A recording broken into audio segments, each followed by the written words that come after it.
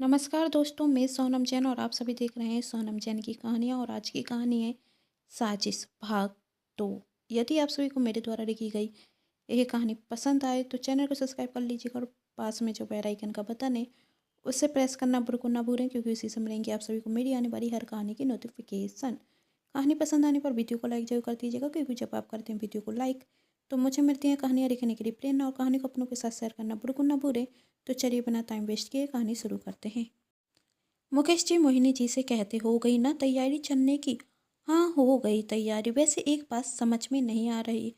मुकेश जी ने कहा, अब क्या हुआ तुम्हें? तब मोहिनी जी कहती, आरती बिटिया तो कहीं भी नहीं जाती, किसी की भी शादी में जाने को कहो तो छत से मना कर देती, पर पूजा की शादी में जाने के लिए एकदम से तैयार कैसे हो गई? तब मुकेश जी ने कहा, जो होता है अच्छे के लिए होता है। लगता है हमारी बेटी अपनी पुरानी जिंदगी के बारे में भूल गई है। जो गलती उससे कुछ वर्ष पहले हुई थी उसे सुधारना चाहती हो, और शायद अब वह भी शादी करने के लिए तैयार हो। ऐसा ही हो, मोहिनी जी ने कहा। हमारी बेटी आरती को एक अच्छा जीवन साथी मिल जाए, वरना उसने तो कुछ वर्ष पहले अपने लिए ऐसा लड़का ढूंढ लिया था जो उसकी ज़िंदगी बर्बाद कर देता। तब मुकेश जी कहते, हाँ गलती तो की थी हमारी बेटी ने, लेकिन जब वह छोटी भी तो थी, उसे सही और गलत का समझ नहीं था, लेकिन अब वह समझदार हो गई है। और तुम्हें याद है ना, जब उसने हमसे उस लड़के के बारे में कहा था तो हमने उससे शादी करने के लिए मना कर दिया। हाँ, तब आरती कितना रोई थी, और तो उसने खाना भी नहीं खाया था। तब मुकेश जी कहते, तुम सच कह रही हो, और इसी गलती के बीच उसने तो उस लड़के को पैसे भी दे दिए थे। लेकिन जो भी होता है सही होता है। आखिरी में हमारे समझाने पर हमारी बेटी को अकल आ गई और वह उस लड़के को भूल गई और उसकी ज़िंदगी बर्बाद होने से बच गई। मोहिनी जी कहती, आप सही कह रहे हैं, बेटी खुश रहे और हमें क्या चाहिए। आखिर कौन था वह लड़का जिससे आरती प्यार करती थी या प्यार करती है? यहाँ मुकेश जी मोहिनी जी को लग रहा था कि आरती अपने प्रेमी को भूल चुकी थी, लेकिन सच तो कुछ और ही था। और सच तो यह ही था, आरती पूजा की शादी में सिर्फ इसलिए जा रही थी कि वह अपने प्रेमी से मिल सके। अब कहानी में देखते हैं आगे होता है क्या। तभी आरती कमरे में आकर अपनी माँ से कहती है, कौन सा सूट पहनूं शादी में? इन दोनों में से पिंक वाला या ऑरेंज वाला, मुझ पर कौन सा अच्छा लगेगा? तब आरती की माँ कहती, बेटा कोई सा भी पहन लो, तुम तो अच्छी रखती हो, तो कोई भी कलर अच्छा लगेगा। ऐसा थोड़ी ना होता है माँ, बताइए ना कौन सा पहनूं? बेटा दोनों ही नए हैं, तुमने अभी थोड़ी ना कोई सा पहना है, कोई सा भी पहन लो, मोहिनी जी कहती। तब आरती गुस्सा होकर चली जाती और कहती, आपसे तो कुछ भी पूछो और कोई जवाब देती हैं, नहीं बता सकती कि मैं किस सूट में ज़्यादा अच्छी रखूंगी। वह दिन मेरे लिए खास दिन है। तब मोहिनी जी कहती, इसके लिए कौन सा खास दिन है? तब मुकेश जी कहते, तुम्हें तो राई का पहाड़ बनाने की आदत हो गई है। उत्साहित थे शादी में जाने के लिए, बता देती कौन सा अच्छा रखता तो बात ही खत्म हो जाती है ना। कहते हुए मुकेश जी सो जाते। तब मोहिनी जी को ना जाने क्यों कुछ अजीब सा लग रहा था। उन्हें एक बेचैनी सी हो रही थी, और कहीं वहाँ कुछ गलत ना हो जाए। मुकेश जी अपनी पत्नी और बेटी के साथ विवेक जी के घर पहुंच जाते। शादी के 2 दिन पहले ही वही चले जाते। विवेक जी और उनकी पत्नी मनीषा जी, मुकेश जी उनकी पत्नी और बेटी को देखकर बहुत खुश होते।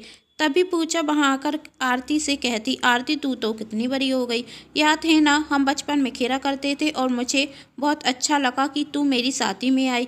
माँ बता रही थी कि जब तुमने सुना कि मेरी शादी है तो तू तो बहुत खुश हुई, अच्छा लगा कि मेरी बचपन की दोस्त मुझे भूली नहीं। तब आरती मन में कहती, तुझसे मिलने कौन आया है, मैं तो यहाँ अपने प्रेमी से मिलने आई हूँ। अब इन सब से छुटकारा मिले तो उससे फ़ोन लगाकर कह दूँ कि मैं आ चुकी हूँ, तुम भी आ जाओ। थोड़ी देर में आरती को टाइम मिलता, वह अकेले होते ही साथ अपने प्रेमी को फ़ोन लगा देती और कहती, मैं शहर आ चुकी हूँ पूजा की शादी में, अब तुम मुझसे मिलने कब आ रहे हो? तब सामने से आवाज़ आती, मैं मिलने कैसे आऊँ, वहाँ तो सब होंगे ना। तब आरती कहती, क्या तुम मुझसे प्यार नहीं करते? तुम मुझसे प्यार करते हो तो तुम्हें अभी इसी वक्त मुझसे मिलने आना ही होगा। तब उसका प्रेमी कहता, मैं तुमसे बहुत प्यार करता हूँ और तुम्हारे प्यार के खातिर तो मैं कुछ भी कर जाऊंगा, फिर तुमसे मिलने क्यों नहीं आऊँगा। मैं अभी आता हूँ। उसका प्रेमी बेहतर बनकर वहाँ मिलने के लिए आता। आरती कहती है, क्या रूप लेकर आए हो? तब वही लड़का कहता, हाँ तो कैसे मिलने आता, और मैं बेहतर का ही काम करता हूँ। क्या तुम बेहतर हो? हाँ, क्यों? अब मुझसे प्यार नहीं करती? उस लड़के ने कहा, नहीं, मैं तुमसे बहुत प्यार करती हूँ। आरती कहती, तब वही लड़का कहता है, यदि मुझसे प्यार करती हो तो अब तुम मेरी बात मानोगी। आरती ने कहा, कहो क्या करना होगा? वही लड़का कहता, देखो मैं तुमसे शादी कर कर तुम्हें एक बहुत बड़ी खुशी भरी ज़िंदगी देना चाहता हूँ। उसके लिए पैसों की ज़रूरत होगी, तो तुम्हें इस घर से पैसे लेकर मेरे साथ आना होगा। तब आरती कहती है, तुम क्या कह रहे हो? मैं ऐसा नहीं कर सकती। तब वही लड़का कहता, मैंने अपना प्यार साबित किया और सबके होते हुए तुमसे मिलने आया। अब तुम भी अपना प्यार साबित करो। यदि पैसे लेकर आओगे तभी तो हम खुशी से रहेंगे। तब आरती ने कहा, तुम मुझे जैसे रखोगे मैं रह लूँगी। तब वही लड़का कहता, यह बातें तो सिर्फ 2-4 दिन तक होती हैं, बाद में परेशान होगी और मैं तुम्हें परेशान नहीं देख सकता। मैं तुमसे बहुत प्यार करता हूँ और तुम्हें दुख होगा तो मुझे भी तो दुख होगा। वह आरती से प्यार भरी बातें करता और उससे कहता, क्या तुम हमारे प्यार के लिए इतना भी नहीं कर सकते? तब आरती कहती, क्या यह करना जरूरी है? मैंने तुम्हें पहले भी तो बहुत पैसे दिए हैं, वही सब पैसे कहाँ गए? तब वही लड़का कहता, यह सब करना जरूरी है और वही पैसे मैंने कोई जुए और शराब में खर्च नहीं किए। वही पैसे तो मैंने तुम्हारी खुशी के लिए खर्च किए, मेरी खुशी के लिए। पर कहाँ? आरती ने पूछा। तब वही लड़का कहता, मैंने बहुत से बिजनेस किए, लेकिन सब में घाटा हुआ। नौकरी करने की कोशिश की, उसमें भी पैसे रखे, लेकिन नौकरी नहीं मिली। फिर सोचा कि तुम बहुत सुंदर हो, तुम्हें हीरोइन बना दूं, जो मैंने तुमसे वादा किया था जब हम पहली बार मिले थे, याद है ना? आरती ने कहा, कैसे भूल जाऊंगी। तो वही लड़का कहता, लेकिन उस सब में भी मेरे पैसे खर्च होते गए और अब मेरे पास कुछ भी नहीं है, इसलिए मुझे मजबूरन ये काम करना पड़ रहा है। अब तुम सोचो कि तुम कैसे पैसे लेकर यहाँ से मेरे पास आओगी। पूजा की शादी में उसके पिता बहुत पैसे खर्च कर रहे हैं, इसलिए अच्छा मौका है, तुम पैसे लेकर मेरे पास आ जाना। आरती अपने प्रेमी की बात मान जाती है और वह कहती कि 2 दिन बाद मैं तुमसे मिलूंगी। तभी वह लड़का कहता, तो मैं भी तुमसे वादा करता हूँ कि 2 दिन बाद ही हम शादी करेंगे। तब आरती खुशी से कहती, हम शादी करेंगे? हम शादी करेंगे? पर माँ बापू जी? तब वही लड़का कहता है, तुम्हें क्या लगता है तुम्हारे माँ बापू जी कभी शादी के लिए तैयार होंगे? नहीं नहीं, मुझे पता है कि वह कभी भी तैयार नहीं होंगे, नहीं होंगे। तब वही लड़का कहता, बस तुम पैसे लेकर आ जाओ, फिर हम शादी करेंगे और उसके बाद सब ठीक हो जाएगा। आरती ने कहा, सब ठीक हो जाएगा? तब वही लड़का कहता, मुझ पर विश्वास नहीं। आरती कहती, खुद से जाता इसलिए तो अपने माँ बापू को छोड़कर तुम्हारे साथ आ रही हूँ। तो ठीक है, मिलते हैं 2 दिन बाद। जब आरती उस लड़के से बात कर रही थी तब पूजा के दादा दादी भी उनकी बातें सुन रहे थे, लेकिन उनको समझ में नहीं आता। उस लड़के के जाने के बाद वह आरती से जाकर पूछते, क्या हुआ बेटा, क्या कह रही थी उस बेतर से? तब आरती ने घबराते हुए कहा, अरे दादाजी दादी जी कुछ भी तो नहीं कह रही थी, मैंने तो सिर्फ पानी मंगाया है पीने के लिए, मैं थोड़ी ना उसे जानती हूँ, फिर उससे कुछ कहूँगी? मैं तो शहर में पहली बार आई हूँ। अच्छा, लेकिन बहुत देर तक बात की, इसलिए मुझे लगा कुछ बात कर रही थी। नहीं नहीं दादाजी दादी जी, वही तो बस यूं ही कहते हुए आरती वहाँ से चली जाती है। लेकिन पूजा के दादाजी दादी जी को यह सही नहीं लगता और उन्हें आरती पर संदेह होता और वह आरती पर नज़र रखना शुरू कर देते और उनकी नज़र रखने के कारण आरती वहाँ से पैसे नहीं ले पाती और वह मन में सोचती है, ए बूढ़े प्रभु तो मेरे पीछे ही पड़ गए, क्या करूं, पैसे कैसे लेकर जाऊं यहाँ से? और यदि पैसे लेकर नहीं गई तो मेरी तो कभी भी मेरे प्रेमी से शादी नहीं हो पाएगी। नहीं नहीं, मुझे उससे शादी करनी है। जो काम बरसों पहले नहीं हो पाया वह मैं आज करूँगी। उस दिन माँ बापूजी नहीं रोकते तो मेरी तो कब से उससे शादी हो जाती और आज मैं इन पूरे ब्रऊ के पीछे नहीं रुकूंगी। और जब विवेक जी कमरे में नहीं होते तो आरती विवेक जी के कमरे से पैसे निकाल लेती, लेकिन पूजा के दादी जी देख रहे थे। आरती वहाँ से जाने रखती, तब पूजा के दादी जी उसे रोकते और कहते, कहाँ जा रही हो पैसे लेकर। आरती के पास कोई रास्ता नहीं था, वह उन्हें सब कुछ सच सच बता देती और कहती, दादी जी प्लीज़, मैं उस लड़के से बहुत प्यार करती हूँ, मुझे जाने दीजिए। माँ बापूजी को पता चला तो वह फिर मुझे रोकेंगे। तब पूजा के दादाजी ने कहा, यदि तुम्हारे माँ बापूजी कह रहे हैं तो जरूर वही लड़का गलत होगा। और दादी जी कहती, अपने बड़ों की बात मानो आरती, कभी भी किसी के माँ बाप अपने बच्चों के लिए गलत नहीं सोचते। तब आरती कहती, मैं आपकी बात मानती हूँ, लेकिन वही लड़का सही है और वह मुझसे बहुत प्यार करता है और उसने आज मुझसे शादी करने का वादा किया है। यह सुन पूजा के दादी जी एक दूसरे की तरफ देखते और कहते हैं, यदि वह तुमसे प्यार करता है, तुमसे शादी करना चाहता है, तो पैसों की कोई जरूरत नहीं है। जाकर कह दो उस लड़के से कि मैं पैसे लेकर नहीं आ सकी। यदि वह तुमसे सच्चा प्यार करता होगा तो वह तुमसे शादी जरूर करेगा और हम तुमसे वादा करते हैं कि हम तुम्हारे माँ बापूजी को भी मना देंगे और ये सारे पैसे भी तुम्हें दे देंगे।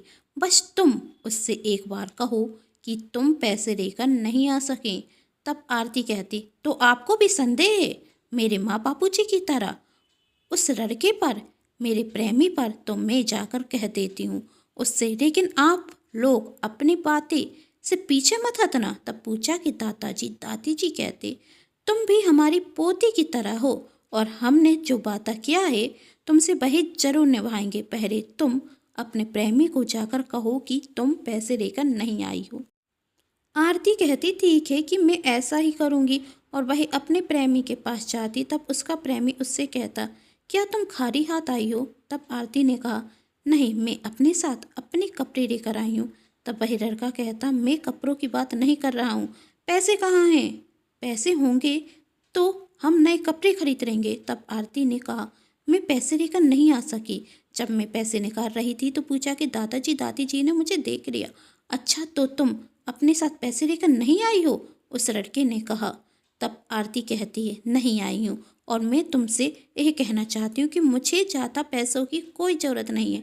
तुम जैसे भी मुझे रखोगे मैं तुम्हारे साथ खुश रहूँगी। बस आज मुझे तुमसे शादी करनी है। तब वही लड़का तेज आवाज में कहता, पागल हो गई है क्या? शादी और तुझसे तुझसे कई सुंदर लड़कियां मुझसे प्यार करती हैं। तुम जैसी लड़कियों को मैंने अपने प्यार के जाल में फंसा कर रखा है। जब मैंने उनसे शादी नहीं की तो तुझ जैसी लड़की से शादी करूँगा मैं। खुद को देखा भी है? मुझे देख और खुद को देख, तू कहाँ से मेरे लायक लगती, बेवकूफ़ कहीं की। तब आरती ने कहा, तुमने कहा था कि तुम आज मुझसे शादी करोगे। तब वही लड़का कहता, ये बात तो ना जाने मैं कितनी लड़कियों से कह सका हूँ। मैं तुझसे प्यार नहीं करता, मैं तो सिर्फ तुझे यूज कर रहा था क्योंकि तुझसे पैसे लेना बहुत आसान है। लेकिन जब मैंने देखा तू जिस पूजा की शादी में आई है उसका बाप बहुत पैसे वाला है, तो मैंने सोचा क्यों ना तुझसे कुछ पैसे मंगवा लूँ। लेकिन तू बेवकूफ़ तो खाली हाथ आ गई। तेरे माँ बाप ने तुझे समझाया था भी कि मैं एक नंबर का आवारा लड़का हूँ, लेकिन फिर भी तुम मेरे प्यार के झांसे में फंसी रही और तुझसे हर साल में कुछ ना कुछ पैसे लेता रहा। बस इसलिए तुझसे मतलब रखता था, वरना जिस लड़की से मैं एक बार पैसे ले लेता हूँ ना, उनकी शक्ल तक नहीं देखता और आज के बाद तेरी भी नहीं देखूंगा। चल निकल यहाँ से। आरती कहती, तुमने मुझे धोखा देकर अच्छा नहीं किया। तब उस लड़के ने कहा, क्या करोगी तू जाकर अपने माँ बाप को बताएगी? इतनी हिम्मत भी है तुझ में? जानते भी है वह तेरे साथ क्या करेंगे। चुपचाप चली जाए यहाँ से, बचा रहे अपनी इज्जत। कहते हुए वही लड़का वहाँ से जाने लगता। तभी पूजा के दादी जी वहाँ आते और कहते, तुमने समझ क्या रखा है अपने आप को? किसी भी लड़की को प्यार के जाल में फंसाकर उसे धोखा देकर आसानी से निकल जाओगे, लेकिन हमारे होते हुए यह नहीं होगा। आरती अकेली नहीं है, हम उसके साथ हैं। उसके दादी जी उसके साथ हैं। दादी जी को देखते आरती रोने लगती। तब पूजा के दादी जी कहते हैं, तुम भी हमारी पोती समान हो और हमारे होते हुए रोने की ज़रूरत नहीं है। अब तुम चलो हमारे साथ, हम इसे माफ़ नहीं करेंगे। कहते हुए वह चले जाते और वह सब पूजा की शादी में खुशी से शामिल होते। तब विवेक जी और उनकी पत्नी मनीषा जी पूजा के दादाजी दादी जी से पूछते कि आप इस वक्त आरती को लेकर कहाँ गए थे। तब पूजा के दादाजी दादी जी कहते, आजकल की लड़कियों का क्या कहना। कहने लगी कि मैं जो सूट पहनने वाली हूँ उसकी मैचिंग की चुड़ियाँ नहीं है मेरे पास, और चुड़ियाँ नहीं होंगी तो मैं शादी में नहीं आऊँगी। बस इसे चूड़ी दिलाने के लिए गए थे। यह सुन आरती मन ही मन पूजा के दादाजी दादी जी का शुक्रिया करती। पूजा की शादी होने के बाद वह पूजा के दादाजी दादी जी से कहती है, आपने आज की बात किसी से नहीं कही। मैं आपसे वादा करती हूँ कि मैं उसी लड़के से शादी करूँगी जो मेरे माता पिता को पसंद होगा, क्योंकि माँ बाप अपने बच्चों के लिए कभी भी गलत नहीं सोचते। यदि आप सभी को मेरे द्वारा लिखी गई ये कहानी पसंद आई है तो चैनल को सब्सक्राइब कर लीजिएगा, वीडियो को लाइक कर दीजिएगा और कहानी को अपनों के साथ शेयर करना बिल्कुल ना भूलें। Thanks for watching.